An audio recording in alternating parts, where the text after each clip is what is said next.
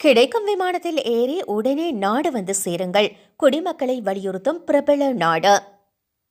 கிடைக்கக்கூடிய விமானத்தில் ஏறி உடனடியாக நாடு வந்து சேருமாறு இந்தியாவில் இருக்கின்ற தன்னுடைய குடிமக்களை அமெரிக்கா வலியுறுத்தியுள்ளது.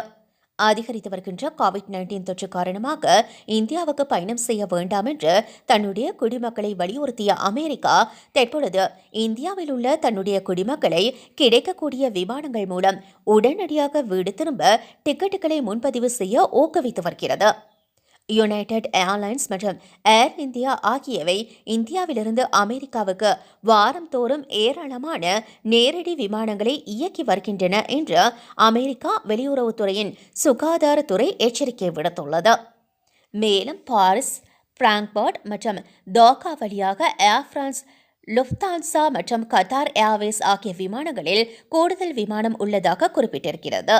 இந்நிலையில் இந்தியாவை விட்டு வெளியேற விரும்புகின்ற அமெரிக்கா குடிமக்கள் விமான நிறுவனங்கள் மூலம் டிக்கெட் முன்பதிவு செய்ய ஊக்குவிக்கப்படுகின்றார்கள் என்று சுகாதாரத்துறை எச்சரிக்கை தெரிவித்துள்ளது.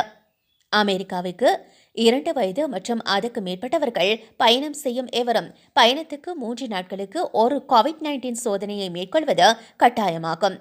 மேலும் விமானத்தில் ஏறுவதற்கு முன்பு விமான நிறுவனத்துக்கு தான் கோவிட்-19 பாதிக்கப்படவில்லை என்று எதிர்மறையான முடிவை காண்பிக்கப்பட வேண்டும். மேலும் கோவிட்-19 பாதிக்கப்பட்டவர்கள் அதிலிருந்து மீட்பதற்கான ஆவணங்களை காட்ட பயணிகள் தயாராக இருக்க வேண்டும்.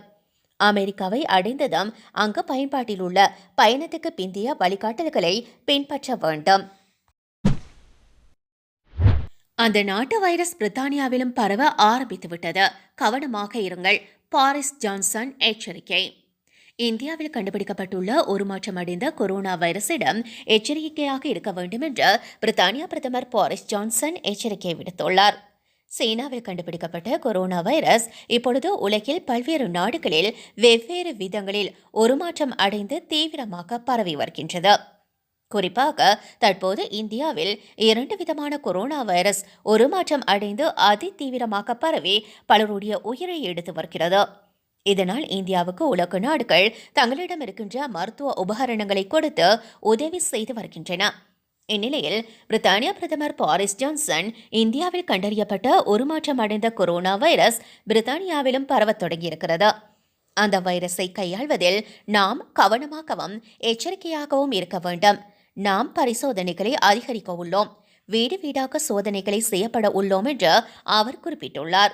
இந்தியாவில் கண்டறியப்பட்ட புதிய வகை உருமாற்றம் அடைந்த வைரஸால் அங்கு தினமும் 4 லட்சத்துக்கும் அதிகமானவர்கள் பாதிக்கப்பட்டு வருகின்றனர்.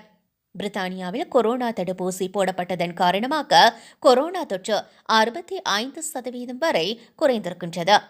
பிரித்தானியாவில் கடந்த சில வாரங்களாக 2000க்கும் குறைவானவர்களே தினசரி கோவிட்-19 பாதிக்கப்பட்டு வருகின்றனர் என்பதும் குறிப்பிடத்தக்கது.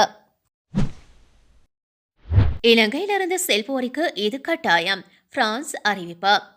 இலங்கையிலிருந்து பிரான்ஸ் செல்வோர் அங்கு 10 நாட்களுக்கு தனிமைப்படுத்தப்படுவார்கள் என்று அறிவிக்கப்பட்டுள்ளது. இன்று முதல் இந்த நடைமுறை அமலுக்கு வருகிறது. மேலும் இலங்கை, பங்களாதேஷ், துருக்கி, ஐக்கிய அரபு ராஜ்யம், கட்டார் மற்றும் பாகிஸ்தான் ஆகிய நாட்டு பயணிகளுக்கும் இந்த அறிவிப்பை பிரான்ஸ் விடுத்திருக்கிறது. ஈரான் நாட்டின் துறைமுக நகரத்தில் பயங்கர தீ விபத்து. ஈரான் நாட்டின் துறைமுக நகரம் புஷேகர், இங்கு ஈரான் கடற்படை தளம் உள்ளது. மேலும் ஒரு அணு மின் நிலையமும் இருக்கிறது. இந்த நகரத்தின் மடஹாரி சதுக்கத்தை சுற்றியுள்ள பகுதியில் பயங்கர தீ விபத்து ஏற்பட்டுள்ளது. இது குறித்து தகவல் அறிந்ததும் தீயணைப்பு படையினர் விரைந்து வந்து தீயை போராடி அணைத்துள்ளனர். இந்த தீ விபத்தில் உயிர் சேதமோ யாருக்கும் காயமோ ஏற்பட்டதாக தகவல்கள் இல்லை. இந்த தீ விபத்தின் பின்னணி உடனடியாக தெரியவில்லை. இது குறித்து விசாரணை முடக்கிவிடப்பட்டுள்ளதாக அங்கிருந்து வருகின்ற தகவல்கள் தெரிவிக்கின்றன. கொரோனா தடுப்பு பணிகளுக்காக ஐநா சார்பில் இந்தியாவுக்கு குவியும் உதவிகள். யுனிசெஃப் உள்ளிட்ட ஐக்கிய நாடுகள் சபையின் பல்வேறு நிறுவனங்கள் சார்பில் இந்தியாவுக்கு அதிகமான உதவிகள் அனுப்பப்பட்டு உள்ளன. கோவிட்-19 2வது அலையில் சிக்கியிருக்கின்ற இந்தியாவை மீட்டெடுப்பதற்காக பல்வேறு உலக நாடுகள், சர்வதேச அமைப்புகள் தொடர்ந்தும் உதவிக்கரம் நீட்டி வருகின்றன. குறிப்பாக ஆக்சிஜன் தயாரிப்பு அலகுகள், தடுப்பு மருந்துகள், தடுப்பூசிகள் போன்ற மருத்துவ தளவாடங்களை அனுப்பி வைத்து தங்கள் உடனிருப்பை உணர்த்தி வருகின்றன. 40க்கும் மேற்பட்ட நாடுகள் இந்த உதவிகளை அளித்திருக்கின்றன. இதன் தொடர்ச்சியாக ஐநாவின் பல்வேறு நிறுவனங்களும் இந்தியாவுக்கு ஏராளமான உதவிகளை அனுப்பியுள்ளன. அந்த வகையில் யுனிசெஃப், உலக சுகாதார நிறுவனம் மற்றும் ஐநா மக்கள் நிதியம் இணைந்து 10,000 ஆக்சிஜன் செறிவூட்டிகள், 1 கோடி மருத்துவ முகக்கவசங்கள், 15 லட்சம் முக பாதுகாப்பு கவசங்கள் ஆகியவற்றை அனுப்பி வைத்துள்ளன. இதை தவிர தடுப்பூசிகளை பாதுகாப்பாக சேமித்து வைப்பதற்கு தேவையான குளிரூட்டும் அலகுகளையும் யுனிசெஃப் வழங்கியிருக்கிறது.